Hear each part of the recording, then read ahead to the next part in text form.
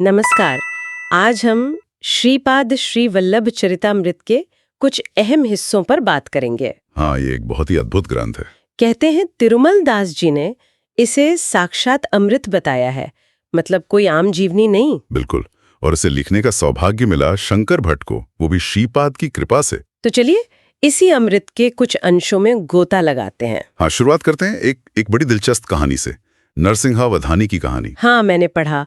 वो श्रीपाद को, जो तब बालक थे, एक ही दिन में कई जगह देखते हैं। जी, कभी दादा भापनारे के साथ दिखते हैं, कभी किसी श्रेष्ठी की गोद में, तो कभी नरसिंह वर्मा के घर पर। और हर बार बालक श्रीपाद उन्हें देखकर मुस्कुरा देते हैं। हाँ, बस एक रहस्यमयी मुस्कान। और ये उस वक्त हो रहा था जब नरसिंहावधानी की हालत कुछ ठीक नहीं थी, है ना? बिल्कुल नहीं। उनकी जो सिद्धियां थीं वो क्षीण हो गई थीं। आर्थिक तंगी, बहुत परेशान थे वो। और ऊपर से लोग उन्हें पादग्या से दत्तात्रेय की मूर्ति गायब होने का दोषी मान रहे थे। सही कहा, मतलब चारों तरफ से मुश्किलें थी। ऐसे में वो मुस्कान तो और भी गहरा सवाल खड़ा करती है। और फिर जो हुआ वो तो कमाल ही था। एक दिन श्रीपाद अचानक उनके पूजा घर में प्रकट हो गए। सीधे पूजा घर में? हाँ, नरसिम्हावधानी और उनकी पत्नी तो हैरान रह गए। स्वाभाविक है। और श्रीपाद उनसे कहते हैं कि वो उनकी बनाई चौलाई की भाजी, मतलब थोटकुरा करी, खाने जरूर आएंगे। अच्छा, पर इस जन्म में नहीं। क्या मतलब? उन्होंने कहा अगले जन्म में, जब वो श्री नरसिम्हा सरस्वती के रूप में महाराष्ट्र में अवतार लेंगे। ओह, अगले जन्म का वादा। ये सुन के तो नरसिम्हावधानी के मन में 1000 सवाल उठे होंगे। बिल्कुल। उन्होंने पूछ ही लिया, आप हैं कौन? कोई देवता, यक्ष? हाँ, ये जिज्ञासा तो बनती है। और श्रीपाद का जवाब देखिए, कितना सीधा और गहरा। क्या कहा उन्होंने? वो बोले, मैं स्वयं हूँ, मैं ही हूँ। मैं स्वयं हूँ? इस सृष्टि के कण कण में है। मैं ही इस पूरी सृष्टि का गुरु हूँ। वाह। उन्होंने साफ किया कि वो निसंदेह दत्तात्रेय ही हैं, बस भक्तों को पहचानने में आसानी हो इसलिए शरीर धारण किया है, वरना असल में निराकार निर्गुण है। बिल्कुल, बिना किसी रूप के, बिना किसी गुण के। तो फिर नरसिंहावधानी ने वो जरूरी सवाल पूछा होगा, अगर आप ही सब कुछ हैं तो हम जीवों को ये सुख दुख क्यों? हाँ, ये सवाल तो मन में आता ही है। और श्रीपाद ने इसका बहुत सुंदर जवाब दिया। क्या समझाया उन्होंने? उन्होंने कहा कि जब तक ये भाव है कि मैं कर रहा हूं, मैंने किया, मतलब कर्तापन का भाव। हाँ, अहंकार। हाँ, जब तक ये मैं का भाव है, तब तक सुख दुख के द्वंद से छुटकारा नहीं मिलता। तो उपाय क्या है? जैसे जैसे व्यक्ति का अपना मैं कम होता जाता है और परमात्मा का, श्रीपाद का भाव बढ़ता जाता है, वैसे वैसे वो उनके करीब आता है और फिर उसे असली सुख, असली कल्याण मिलता है। मतलब अहंकार छोड़ना ही रास्ता है। मूल बात यही है, दुख का कारण ही हमारा कर्ता होने का भ्रम है। और क्या ये किसी खास दर्शन जैसे अद्वैत या द्वैत से ही संभव है? नहीं, श्रीपाद ने कहा कि रास्ता कोई भी हो, द्वैत, अद्वैत या विशिष्टाद्वैत, अगर मोह नष्ट हो गया, अच्छा, तो मोक्ष और ब्रह्मानंद संभव है। ये अनुभव की बात है, शब्दों की नहीं। और उन्होंने अवधूत और परब्रह्म का फर्क भी समझाया। हाँ, ये भी बताया।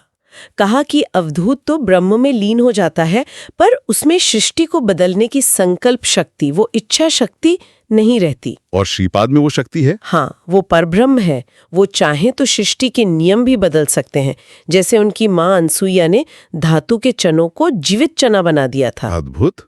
तो नरसिंहावधानी की गरीबी का क्या कारण बताया उन्होंने? उन्होंने समझाया कि उनके संचित पुण्य, अच्छे कर्म वो खर्च हो गए हैं और पाप कर्म अभी बाकी हैं। ओह, इसलिए गरीबी है। पर आश्वासन दिया कि दत्ता की आराधना के कारण 2 वक्त का भोजन मिलता रहेगा। और अगले जन्म में कृपा होगी, ये भी कहा था। हाँ, कहा कि अगले जन्म में उन पर विशेष कृपा होगी।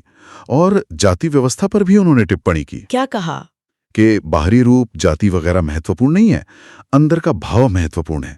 वो स्वयं जरूरत पड़ने पर ब्राह्मण, क्षत्रिय, वैश्य, शूद्र सभी की भूमिका निभाते हैं। यानी कर्म और भाव ही प्रधान है। बिल्कुल। अपनी पहचान और कर्म समझाने के बाद क्या उन्होंने ब्रह्मांड के बारे में भी कुछ बताया? हाँ, संक्षेप में बताया। भूलोक यानी ये पृथ्वी, इसके नीचे 7 पाताल लोक, और ऊपर सूर्यलोक से लेकर ध्रुवलोक तक अनेक और लोक हैं।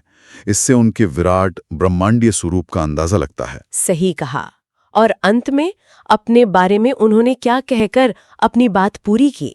अंत में वो अपने परम स्वरूप पर लौटे। कहा, मैं दत्ता हूँ। दत्ता? मैं वो अकेली घटना हूँ जो करोड़ों ब्रह्मांडों में व्याप्त है। दिशाएं मेरे वस्त्र हैं, मैं दिगंबर हूं। दिगंबर मतलब दिशाएं ही जिनके वस्त्र हैं। हाँ, जो किसी सीमा में बंधा नहीं है, सर्वव्यापी है।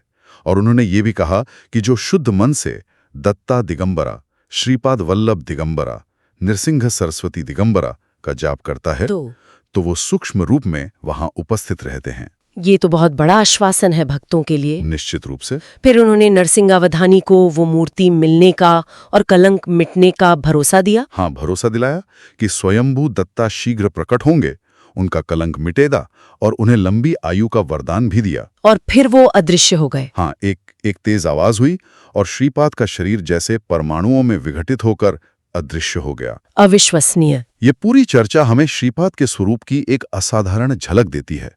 वो एक साथ कितने व्यक्तिगत हैं, भक्त के घर आकर बात कर रहे हैं, और कितने विराट, ब्रह्मांडीय भी, साकार भी और निराकार भी। बिल्कुल। उनकी लीलाएं और उपदेश भक्तों के लिए गहरे अर्थ समेटे हुए हैं। सच में ये सोचने पर मजबूर करता है कि दिव्यता कितने सहज मानवीय रूपों में प्रकट हो सकती है। हाँ, और कैसे साधारण सी बातचीत में सृष्टि के इतने गूढ़ रहस्य खुल सकते हैं। ये अनुभव अपने आप में कितना बदल देने वाला हो सकता है।